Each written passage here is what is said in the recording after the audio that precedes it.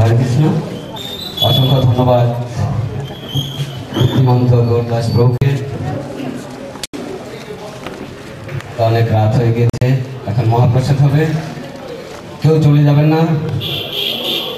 তো প্রভু খুব সুন্দরভাবে বোঝালেন, খুব বিজ্ঞান দৃষ্টিভঙ্গির মাধ্যমে হয়তো অনেকের বুঝতে অসুবিধা হয়েছে, তাই না? তো এটা প্রভু নিজের ইচ্ছায় কিন্তু বলেননি, আমি বুঝতে পারছি, আপনাকে বুঝতে পারছেন? তা আমাদের ভক্তরা কখনো এইভাবে, কিন্তু অনেকের প্রশ্ন থাকে, তো সেই জন্য প্রভু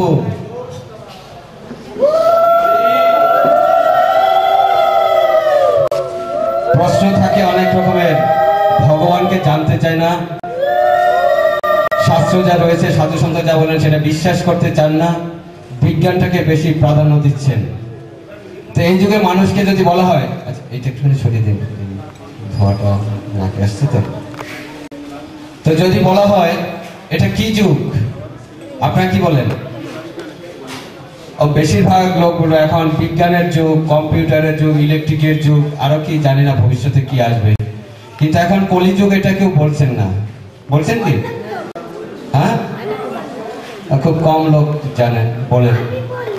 তো তারা কি করছেন না, প্রভু বিজ্ঞান যেটা আছে সেটা কি প্রকৃত ভগবত তত্ত্ব বিজ্ঞান হলো সর্বোচ্চ, সেটাকে প্রতিপন্ন করার জন্যই প্রভু এতক্ষণ বলছেন।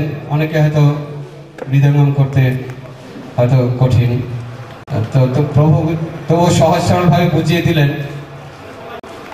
তো সেটা বোঝানোর একমাত্র অর্থ হলো যে আমরা এই সাধারণ এই জগতে যারা বিজ্ঞানী, আমাদের বিজ্ঞানী বলে দাবি করছি, কিংবা যারা বিজ্ঞানী আছেন তাদের থেকেও তার সেই বিজ্ঞানের দু একটা বিজ্ঞানীদের দু একটা শাস্ত্র পড়ে মনে হয় সেই বিজ্ঞানীর থেকে সে বেশি কিছু জানেন। কেননা স্যার আইজ্যাক নিউটন তিনি ভগবানকে মানতেন, কিন্তু তার লেখা পড়ে বা এমনকি আর্টস কমার্সের ছাত্ররা পর্যন্ত বলছে ভগবান নেই। কি এরকম বলেন কি না?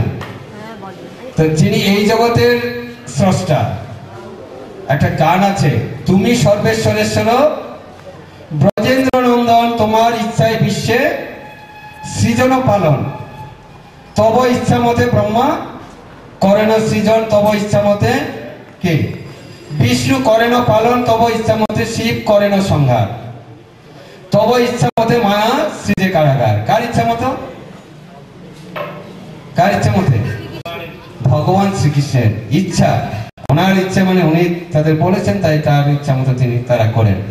তো সেই ব্রহ্মা যিনি এই জড় জগৎ সৃষ্টি করার জন্য ভগবান তাকে প্রভু বললেন, বিষ্ণু তো বললেন না তিনটে, কারণোদকশায়ী বিষ্ণু যিনি কারণ সমুদ্র কজালোচান, কারণ সমুদ্রে সাহিত্য অবস্থায় আছেন, এই কারণোদকশায়ী বিষ্ণু থেকে বলেন গর্ভোদকশায়ী বিষ্ণু, গর্ভোদকশায়ী বিষ্ণু থেকে ক্ষীরোদকশায়ী বিষ্ণু।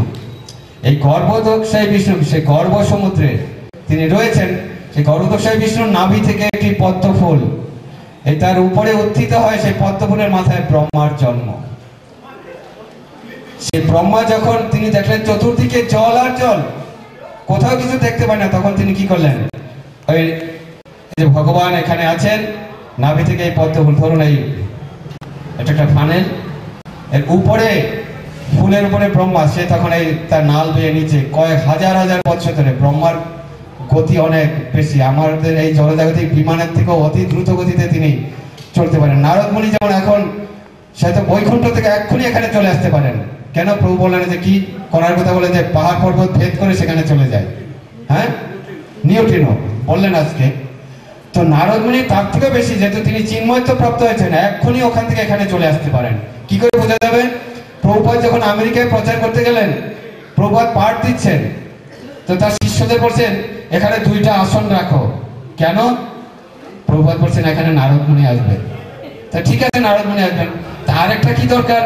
বলছেন না, ওনার বন্ধু পর্বত মুনি উনিও সঙ্গে আসবেন। তো দেখেন নারদ মুনি কোথায় থাকেন? তিনি চিন্ময় জগতে থাকেন, আবার এখানেও আসতে পারেন। তো যেহেতু তারা চিন্ময়ত্ব প্রাপ্ত হয়েছে, তো ব্রহ্মা কত দ্রুত গতিতে এই উপর থেকে নিচে দিকে যাচ্ছে, যে কোথায় আমার উৎস, কোথা থেকে আমি যেহেতু এখানে রয়েছে আর কিছুই দেখতে পাচ্ছি না, চতুর্দিকে জল আর জল, তখন সে নিচে হাজার হাজার বছর ধরে নিচে নেমে তার কুল কিনারা খুঁজে না পেয়ে আবার চলে এসছে। কি আমাদের যেমন যখন সমুদ্র কলম্বাস নাকি কি করেছিল আবিষ্কার করতে গেলেন, সে ভয় পেয়ে গেছে যে 6 মাসের খাদ্য নিয়ে এসেছে, 6 মাস হয়ে যাচ্ছে, তাহলে আমি আবার যদি ওখানে কুল কিনারা খুঁজে না পাই আবার ফিরে আসবো কি করে? আবার তো 6 মাসের খাদ্য রেখে দিতে হবে। কি বলছে অবিবাহিত ছিলেন, ব্রহ্মচারী ছিলেন, সেজন্য পেরেছেন, তার ভয় নেই, পিছু টান নেই, তার ছেলে মেয়ে বউ খেয়ে দেখবে সেসব চিন্তা ছিলেন।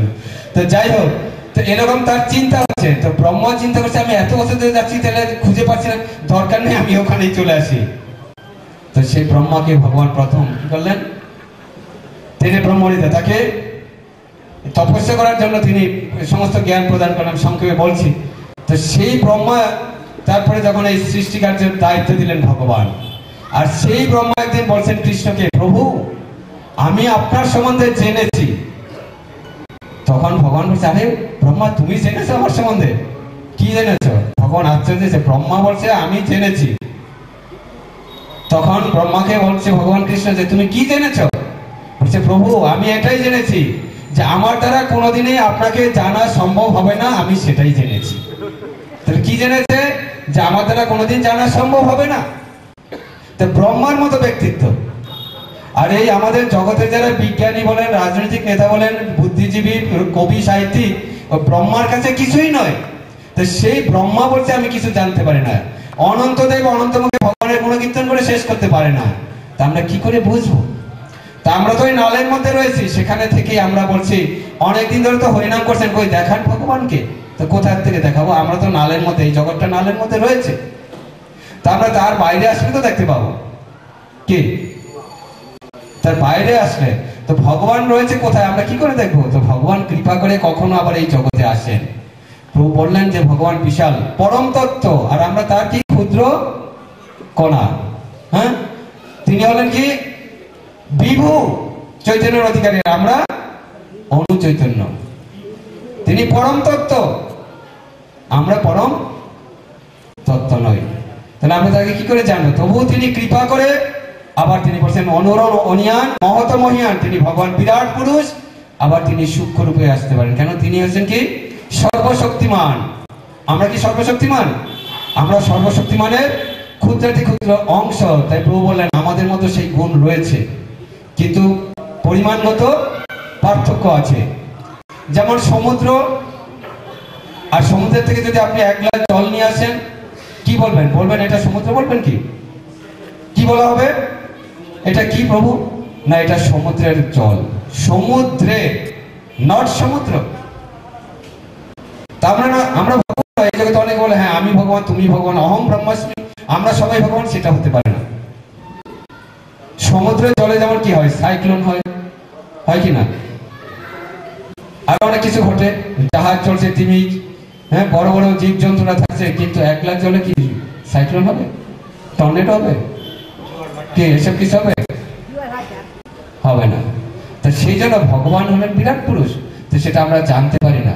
তা আমাদের অত কিছু জানার আর সময় নেই। তাই চৈতন্য মহাপ্রভু তিনি দেখলেন যে কলিযুগের মানুষের জন্য সেসব জানতে জানতে কি হয়। দেখেন অনেকে জানতে জানতে কি হয়, কি হয় আমি আর বলবো না, প্রভু বললেন। তো এটা জানতে হবে কিভাবে, কার কাছে জানতে হবে? না, সদ্গুরুর কাছে জানতে হবে। তিনি সিলেবাসটা দেবেন সঠিকভাবে, না হয় কি হয় মানুষ বিভ্রান্ত হয়ে যায়, কলিযুগের মানুষ বিভ্রান্তিতে পড়বে। তাই এই জানতে জানতে সকলের মস্তিষ্কে সেটা কে সে ধারণ করে রাখতে পারবে না। হয়তো দেখা গেল এই তত্ত্ব জানবে না কেন, অবশ্যই যেমন ডাক্তারবাবু কিছুটা জেনেছে, এই জড়তত্ত্ব জেনেছেন, পাশাপাশি চিন্ময় তত্ত্ব জানার চেষ্টা করছেন বা সেটা বুঝতে পারছেন, কিন্তু আমার মতো মানুষ এসব জানতে গিয়ে শেষে ভগবানকে আমরা ছেড়ে দেবো। তাই সেটা জানা অবশ্যই কর্তব্য, কিন্তু জানতে না পারলে কি করবে? তাই ভগবান কি করলেন, তিনি যেটা জানার বেশি প্রয়োজনে শুধু এইটুকু জানলেই হবে। যেমন দুধের থেকে কি, সেটাকে যখন দুধের মধ্যে কি থাকে, ঘি থাকে, মাখন ননি সব পাওয়া যায়, সেটা নিয়ে আসলে হবে। কিন্তু অনেকে সেটা হয়তো গ্রহণ করতে পারে না, তার সহ্য হয় না, বা সেই জন্য কি হয়, তো ভগবান কি করে, চৈতন্য মহাপ্রভু জিষ্ট নিয়ে আসলেন। কি নিয়ে আসলেন? প্রভু যেমন বললেন চেত দর্পণ অর্জন, সেটা কি দিয়ে মার্জন করা হবে? যে গোলকের প্রেমধন হরিনাম সংকীর্তন, এই কলিযুগের যুগ ধর্ম। তিনি বলেন যে তোমারে লইতে আমি হইনু অবতার, আমি ছাড়া বন্ধু আর কি আছে তোমার। তা আমাদের সেটুকু জানলে, তো সেটা আমাদের এইটুকু জানার জন্য অনেক কিছু জানতে হয়। এটা হলো কি সর্বশ্রেষ্ঠ বস্তু। তো এইটুকু জানার জন্য অত কিছু প্রভু যেমন বলেন, শুধু এইটুকু নয়, প্রভু হয়তো সারাদিন বা আরো অনেক আছে, অনেক সময় ধরে বলেও শেষ করা যাবে না। কিন্তু আসল জানার উদ্দেশ্য কি? যদি আমরা কৃষ্ণকেই না জানতে পারি, তাই গীতায় বলছেন অবজানন্তি মাঙ্গুরা মানুষং তনু আশ্রিতম পরম ভাবম অজানন্ত মমভূত মহেশ্বরম। আমার এই মনুষ্যাকার রূপ দর্শন করে তারা যারা কি, যারা মূর্খ নরাধম, তারা আমাকে একটা সাধারণ মানুষ মনে করেন। প্রভু বললেন যে কৃষ্ণ সে যখন তারা হা করলেন, তার মধ্যে সমস্ত বিশ্বব্রহ্মাণ্ড দেখতে পাচ্ছেন। তো সেটা আমাদের দ্বারা সম্ভব নয়। তো সেই মনুষ্য আকার দেখলে সকলেই আমরা মানুষ, কিন্তু আমরা তার মতো গুণ আমাদের মধ্যে নেই।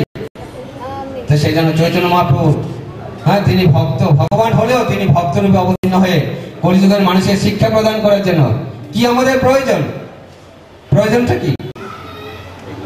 কি প্রয়োজন আমাদের? প্রয়োজন কি? কৃষ্ণ প্রেম। হ্যাঁ, এই কৃষ্ণ প্রেম প্রয়োজন। কিন্তু আমাদের জগতের মানুষ কি করে? সেটা কি চায়? এই কৃষ্ণ প্রেম পাওয়া গেলে কি হয়? এই প্রেম হলো অপ্রাকৃত হেম। হেম মানে কি? হেম মানে কি? সোনা। দেখেন, এই দেশের গুরুত্ব কখন বাড়বে, যে কোনো দেশের কি দিয়ে মাপা হয়? সে দেশের অর্থনীতি, সে দেশের টাকা বা সমস্ত কিছু বস্তুর মান মর্যাদা কি দিয়ে তৈরি, কি যাচাই করা হয়? সেই দেশে কত সোনা আছে, তাহলে তার মূল্য বেশি। এই যখন ভারতের সোনা কমে যাবে, টাকার মান কমে যাবে। কিন্তু বলছে প্রেম হলো অপ্রাকৃত হেম। হেম মানে কি? সোনা। কিন্তু সেটা কি সোনা? অপ্রাকৃত। যদি হয় যোগ, না হয় বিয়োগ, বিয়োগ না হইলে পরে কেহ না জি হয়। তো এটা যদি যুক্ত করতে পারি, তাহলে কি হবে? কি সেই অপ্রাকৃত হেম? এই কৃষ্ণ প্রেম। এই কৃষ্ণকে প্রয়োজন আমাদের, কৃষ্ণ প্রেম।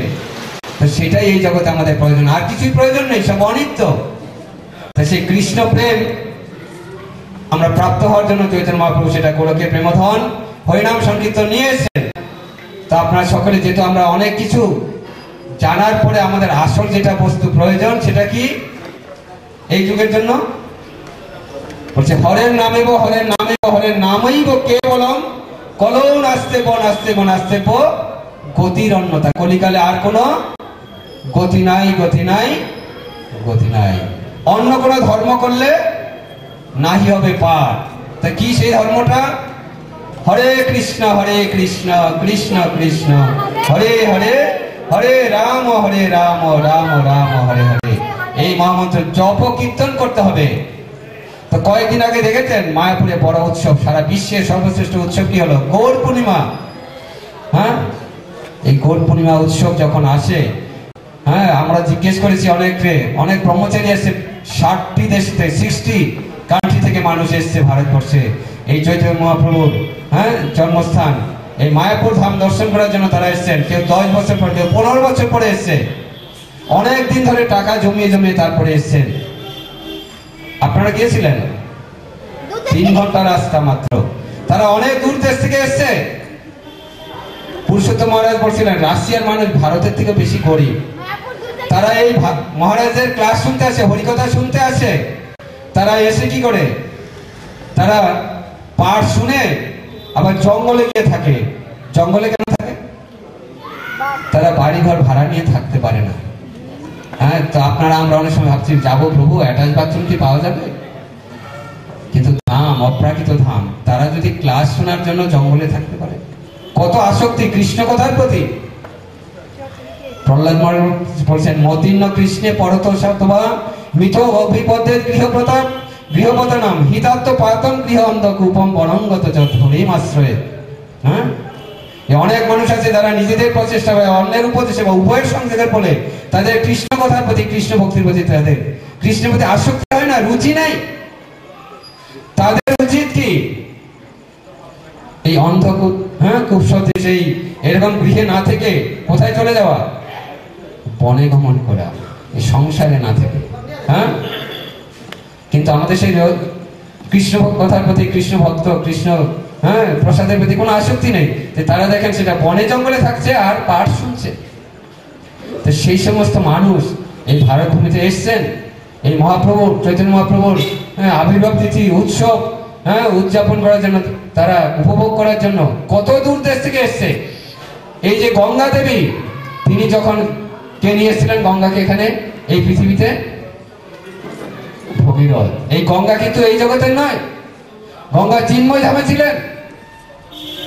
ভগবানের পাদপদ্মে নখের সেখানে ছিলেন, সেখান থেকে এসছেন কোথায়?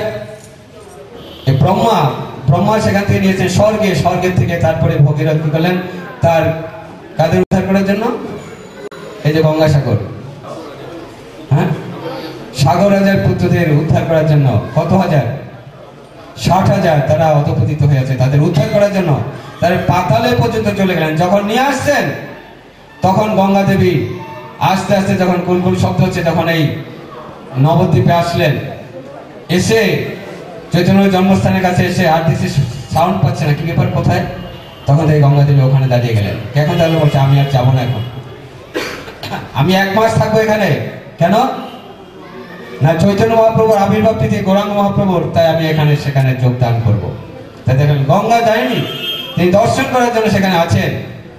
তো সারা বিশ্বের মানুষ এসছেন, তারা যখন আসেন কত আনন্দে ভারত ভূমিতে এসে এয়ারপোর্টে এসে সাষ্টাঙ্গে প্রণাম করেন।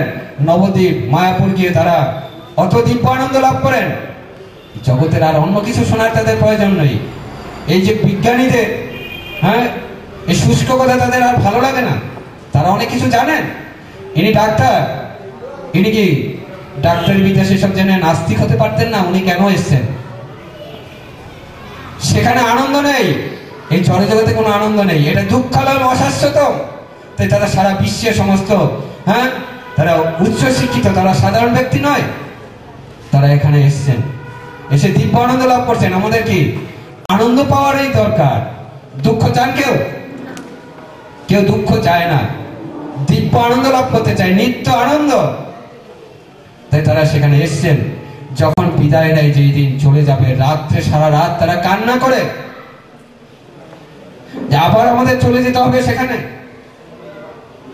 তাই তারা কান্না করেন, হাওমা করে কান্না করেন। চোখ সবসময়, কি একটা শ্লোক আছে না মহাপ্রভুর, চক্ষুষা প্রাপিসাইতম নিমেষণ যুগায়িতম শূন্যায়তম জগৎ সর্বম গোবিন্দ বিরহে। গোবিন্দ বিরহে তাদের কি হয়? সবসময় জল পড়তে, ভগবানের ধাম ছেড়ে আবার চলে যাবে, তাই কান্না করে। তো যদি আমরা না বুঝতে পারি চৈতন্য মহাপ্রভুর এই অপ্রাকৃত তার লীলা, তার উদ্দেশ্য, এবং তিনি আমাদেরকে কি করলেন? এই জড়জগতের বন্ধন থেকে মুক্ত করে নেওয়ার জন্য তিনি এসছেন। এই হরিনাম তিনি নিয়ে এসছেন। তাই আমাদের প্রত্যেকের সেই হরিনাম অবশ্যই গ্রহণ করতে হবে, যদি আমরা দিব্য আনন্দ লাভ করতে চাই, এই জড়জগতের বন্ধন থেকে মুক্ত হয়ে ভগবত ধামে নিজেদের আলোয় ভগবত ধামে ফিরে যেতে চাই। তাহলে কি করতে হবে? কি করতে হবে? জানে কি ভগবত ধাম টিকিট হয় হরিনাম, একমাত্র টিকিট কি? হরিনাম। তাহলে আর আমাদের এই দুঃখময় জগৎ সংসারে দুঃখ যন্ত্রণার মধ্যে আর থাকতে হবে না। যদিও বা কখনো এখানে আসেন, তাহলে বলবেন তাহলে যারা সাধু সন্ত প্রভুপাদ এসছে না, ওনারা এসছে আমাদের মতো বদ্ধচিত্তের উদ্ধারের জন্য। তো যদি কৃষ্ণ ভাবনায় ভাবিত হয়ে থাকেন, তখন জেলখানায় গেলেও, নরকে যান, যেখানে যান না কেন, দিব্য আনন্দে থাকতে পারবেন। তো সেই জন্য আমরা কৃষ্ণ প্রেম লাভ করলে আর আমাদের দুঃখ থাকবে না। যাই সকল বিপদ ভক্তি বিনোদ বলেন যখন ও নাম গায়। কি নাম? হরে কৃষ্ণ কৃষ্ণ কৃষ্ণ হরে হরে, হরে রাম রাম রাম হরে হরে। আর কোনো বিপদ থাকবে? তাহলে আমরা বিপদ থেকে মুক্ত হতে পারবো। এই জগৎ শুধু বিপদ, উদ্বেগ, উৎকণ্ঠায়। তো সেই জন্য আমরা এই হরিনাম করলে চিন্ময় জগতে ফিরে যেতে পারবো। তো রাত হয়ে গেছে, এখানে রাখছি। তো বলছে প্রভু একটু হরিনাম করতে। তো যারা মৃদঙ্গ করতে হলে সহযোগিতা করছেন, একটু আসুন, 2 মিনিট। প্রভু বলছে হবে না? প্রভু বলছে এখানে সমাপ্তি। তো আপনারা আসুন, যারা নতুন এখানে উপস্থিত হয়েছেন, আমরা মায়াপুর থেকে এসেছি, ইসকন মন্দির থেকে, যেটা ছিল অভয়চরণাবিন্দ ভক্তিবেদান্ত স্বামী প্রভুপাদ, যিনি কলকাতার ছেলে, তিনি সারা বিশ্বে চৈতন্য মহাপ্রভুর এই ভবিষ্যৎবাণী সার্থক করেছেন যে পৃথিবীতে আছে যত নগরাদি গ্রাম সর্বত্র প্রচারিত হইবে মোর নাম, তিনি প্রচার করেছেন। আর সারা বিশ্বের মানুষ এই মায়াপুর ইসকন মন্দিরে আসেন। তো সেখানে আপনারাও আসুন, আপনারা আমন্ত্রিত, আসুন, দিব্য আনন্দ লাভ করুন। তো আপনাদের জন্য এখানে প্রসাদ রয়েছে, প্রসাদ না পেয়ে কেউ চলে যাবেন না। আর যারা বৈষ্ণব পঞ্জিকা, যারা একাদশী তিথি পালন করেন, কোন তিথিতে কবে একাদশী, তো আমার কাছে বৈষ্ণব পঞ্জিকা রয়েছে, আপনারা সংগ্রহ করতে পারেন।